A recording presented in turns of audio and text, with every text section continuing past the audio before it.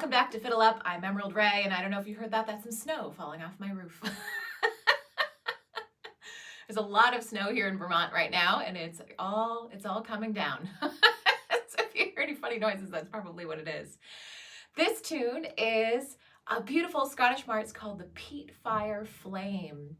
And I got this from a book that my teacher put together, who I studied with when I was a kid, Barbara McGowan, and she was the queen, and still is, the queen of the slow jam. She just has this vast repertoire of slow tunes. So I got this from her, and she had this incredible library. So this tune, she said, comes from a Jean Redpath recording. Jean Redpath is a famous Scottish singer. And so this was obviously some tune that was buried in one of her recordings that maybe wasn't labeled, as a lot of tunes sometimes are. If you might have noticed, there's a lot of tunes that just say the composer is traditional, or we don't know the name of this tune. There's a lot of kind of like, we don't know, we just found this tune somewhere. So if there was gonna be a tune somewhere, Barbara was gonna find it. And so she found this one, and I love it so much. It's really cool. It's a little bit obscure. It's not generally what I would normally put in a beginner course. I normally like to put a beginner and intermediate course stuff that other people will play that you could play at a session. But this one is so cool. I love it so much. And one of the things I love about it is an E minor key. I do love it introducing minor keys, as you may have noticed, into the beginner course, because I feel like there's so many like skippy happy major tunes, and sometimes you miss out on doing some of the minor keys until later, and I think that's sad. So I'm gonna put this tune in. It's just so you get a better idea of how the minor keys work. And so minor keys and major keys, not gonna go into a ton of music theory here, but E minor and G major are the same notes. They're the same thing. They're called a relative minor or relative major. They're relative keys of each other. So the A part is in E minor, and the B part is in G, but we're not going to change any, there's not going to be any moving of finger placements, which is going to be really nice and easy. So you'll start to get a sense of how the keys work together this way. So we're going to start off on the D string. On your open D string, we're going to start off with a first finger.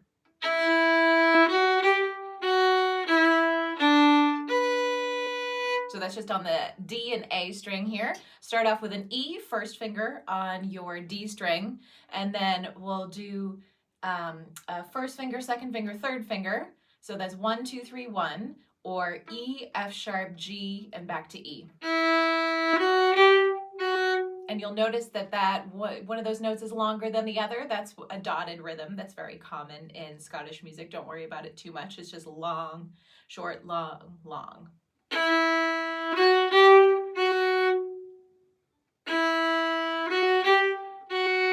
And then we'll continue on from there. And that is an E down to the D. And then we're going to skip up to the first finger on the A string, which is a B.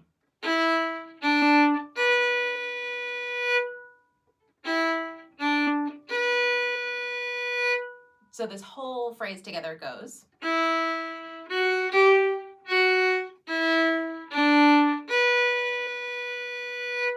Try that one more time.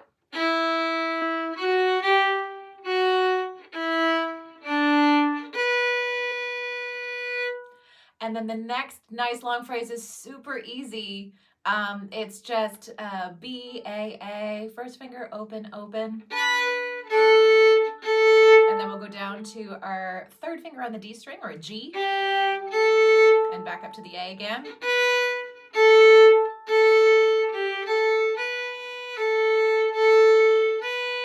So I know that seems like a lot, but it's a lot in time, but it's not a lot in notes. So I'll just try that really slowly.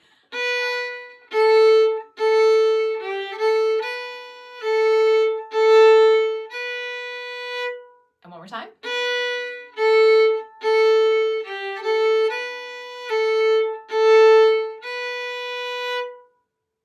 Excellent. So starting from the first phrase, we have starting on your E on the D string.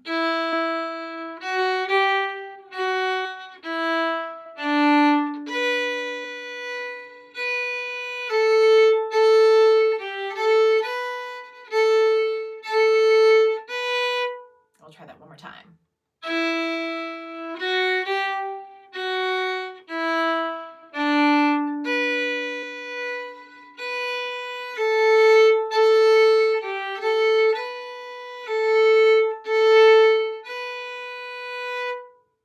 And then I love it when this happens. We have just the first phrase repeated again.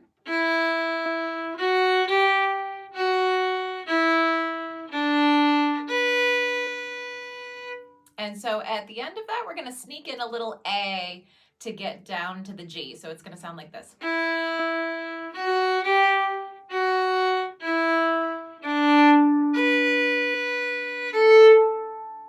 And then we go into the very last phrase.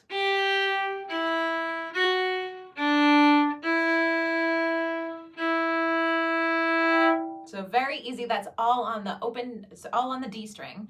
And so we're starting off with the G, third finger, down to the E, first finger, up to the F sharp, second finger, high 2, and then open D, and then to the E again.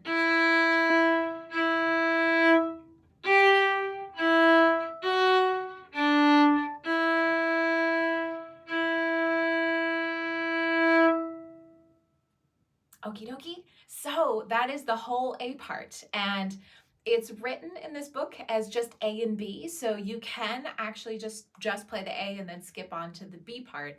But I like it better doubled up, and in traditional music you can do that if you want. You can make it a tune, a single tune or a double tune, double A, A, B, B, or single A, B, A, B, whatever you want. And often that's changed because there's some dancing, there's some choreography, there's something in the arrangement, there's something that's happening. So there's some tunes that you can't break them up very easily, it just doesn't feel right.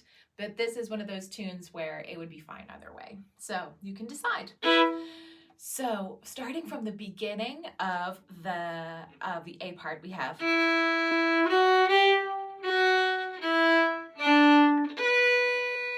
and then we have that nice B, A, G, A, B, A, B.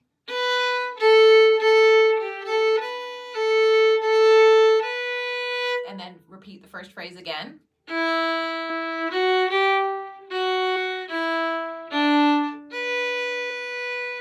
With that little A at the end, and then we'll go down to the G.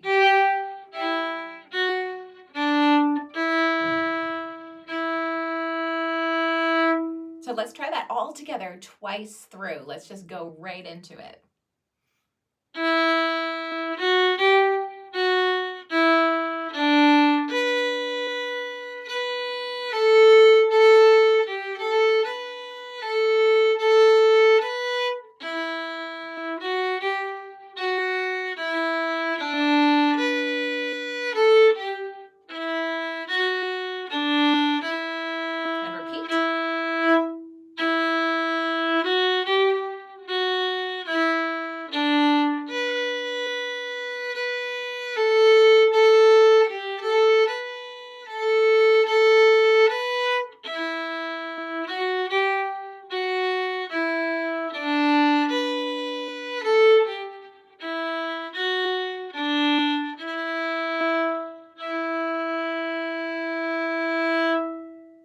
There we go, and I got a nice ring on my E string there.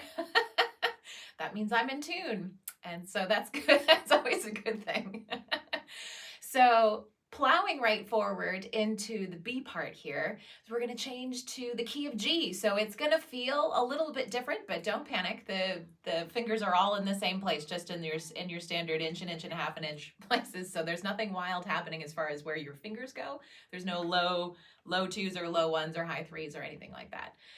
But we are changing keys. So you're going to notice that which shifting is what in music there you would call the tonality is shifting. So it feels different. It feels like you're in a different place. So just notice that change, because that's going to help you later in terms of when you're listening to music, figuring out what key you're in or maybe what chords are happening. When you get to the point where you're starting to wonder about all of the chord structures and all that stuff, just noticing those shifts and then being able to measure between those shifts is how you figure all that out. So you don't have to worry about that right now, but I would go ahead and just try to notice and see how that feels, so you can kind of get used to what E minor to G feels like. So we'll start off on a G, third finger on the D string.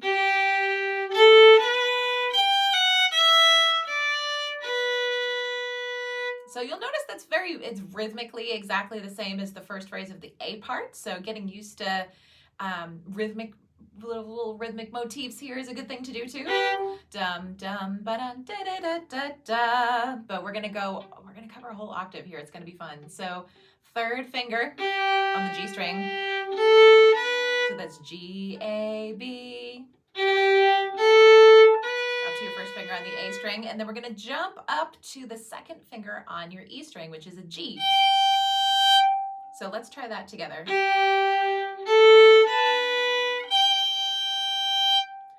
So continuing on from that G, it just comes back down again. So you have a G, G, F sharp, E. So that's 2, 1 open.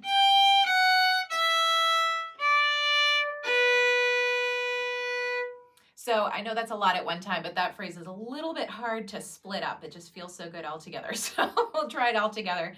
So G, A, B, G.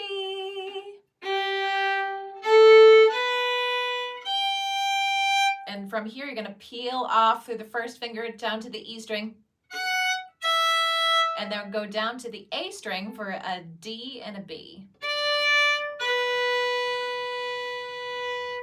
It's such a pretty phrase. It's very satisfying. I love this one so much.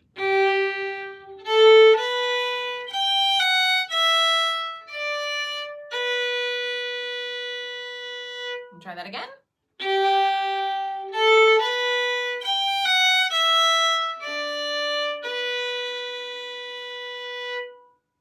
All right, so if you've managed to make it through that, I have some very good news for you. You've actually learned the rest of the tune.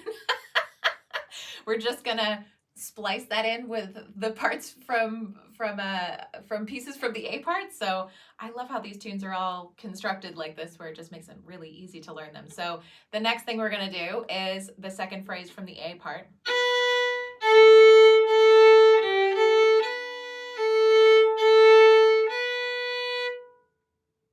And then we're gonna go back to that phrase again, the first phrase of the B part.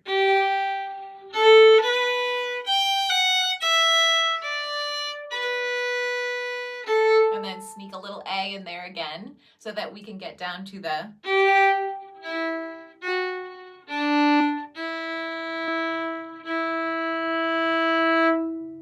So you see how this all works together when you hear the chords around this tune. It's really cool to hear how the E minor chords work with that B, A, A, B section, and how the G major chords work, and you can kind of interchange them as well. So I love tunes that work like this, where they're just kind of chameleon-esque like that. So all right, so we have the we have the whole B part here. So I'll just go through it slow. So we have, starting on the G.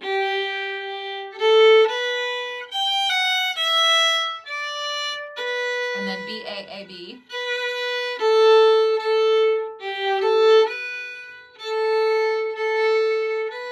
And then back down to the G again.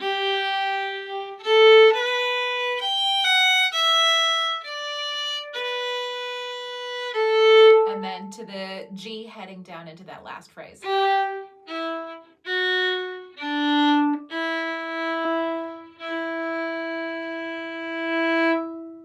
So let's try that whole thing together with a repeat. So we'll repeat the B part twice.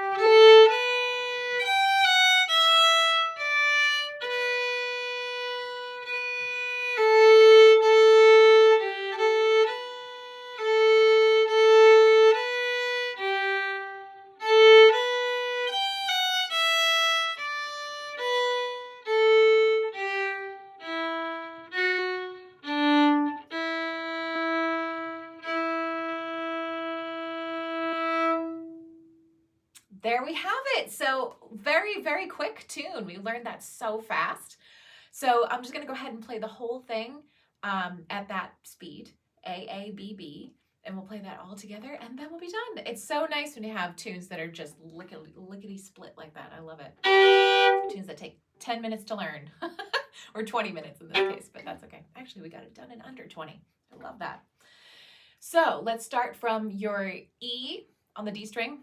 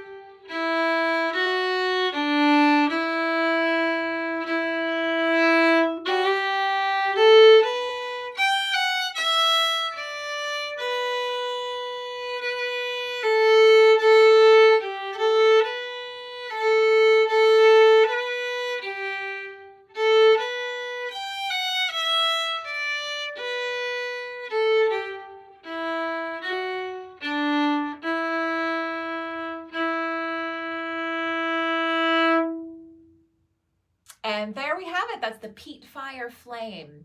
So if I didn't explain this before, if you don't know what peat is, it's P-E-A-T. And peat is a type of bog soil that they dry out and burn. And I'm sure you've heard of this, but just in case you haven't, that's what that is. If you've heard of peat before but didn't know what that is, or didn't know what a peat fire is, in Ireland they call it turf. And so it's literally bog soil that just hasn't quite been decomposed properly, because if you have a bog, things get kind of preserved. So there's actually a lot of plant matter in the dirt, in the swampy dirt. So if you go to Ireland or Scotland, you'll see dug out places near to a bog where they're digging out, or near to where a bog used to be, that they're digging out the dirt in these little bricks, and then they dry it out and they burn it. And it has a really nice smell, and it actually is something that they use to make whiskey as well. So when you're talking about Scottish whiskey, Scotch, whatever you want to call it, and they're saying, oh, this one is peaty, that means it's got the peat smoke in it. It's been made with peat fire. So that makes it taste kind of smoky. So it's actually my favorite type of whiskey, if you wanted to know that. So this Peat Fire Flame tune is a great tune to spread around. It's not a very common one, but teach it to your friends, and then you'll be able to play it in a session somewhere. I love it when things catch on, so maybe this one will catch on. And so if you want to take this tune to the next level, if you want to take this tune to intermediate level, we're just going to bring it up to speed. So if you want to play a Scottish march, the easiest way to think about it is to think about a pipe band marching, and they have a certain speed that they march, and it's a very natural pace. So this tune would be da da da dee dee da da da da da da dee da da da dee dee da da dee da da. So if you can hear my feet going there, that's how I get settled into the speed of it. And if you really want to dig into it and get really nerdy about it, you could look up on the internet, on YouTube, you could look up some different videos of pipe bands marching, so you can see what happens. So they kind of tend to march at a speed that is the right speed for their kilt to swing. This is kind of random, but it really is true, where the speed that they march is exactly the right speed for that 40 pounds of wool that they have in their kilt to sway back and forth, because otherwise it would be fighting against it the entire time, and you don't want to do that. So I'm not a piper and I've never played in a pipe band, but that's what my piper friends tell me. It's actually a logistical issue when it comes to playing in a pipe band, is getting the right speed so that your kilt can swing in time. So to make this tune more like that speed, so you kind of take it at more of this pace. And you can wiggle around with the tempo here, so considering you're not worrying about your kilt. But it is good to try and get a feel for what the real tempos are, and then you can change it from there. So it would be something like this.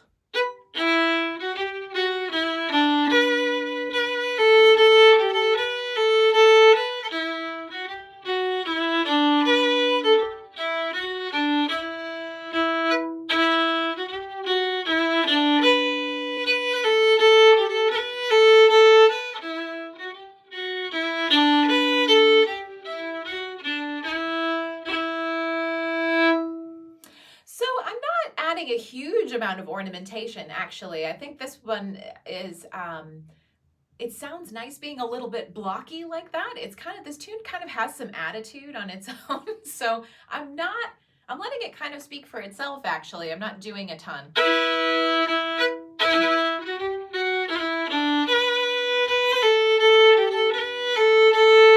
I'm adding like a little trill and a little warble there to make it sound a little bit pipier.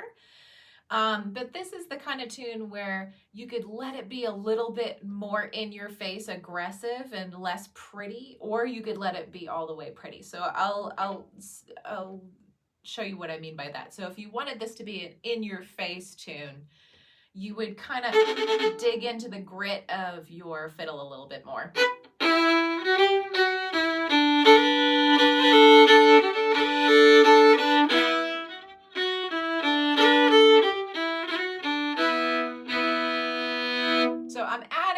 Ornamentation, and I'm really doing less vibrato and more getting in there a little bit, so it sounds a little bit more it's got a bit more of a tude. And then you could also make it sound very, very beautiful by backing off and doing some lighter bows and adding some little shakes of vibrato.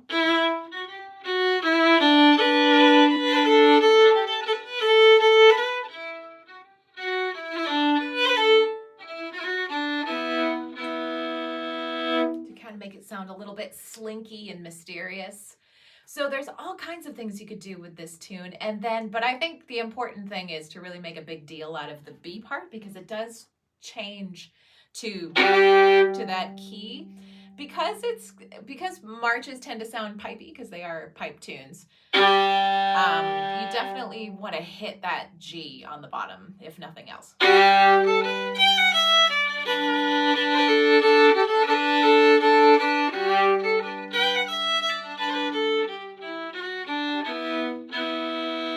So that's what I would do if I was going crazy. And so what I'm doing there, I'm pulling off on that G so it just rings all day. So that's kind of staying warm underneath. I like to give the lower strings a good pull and then just let them keep ringing.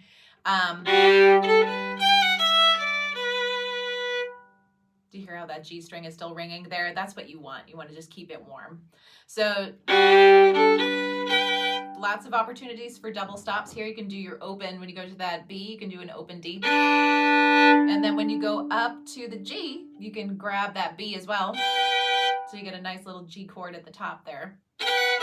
If you really want to go all the way crazy on the double stops, which I tend to do,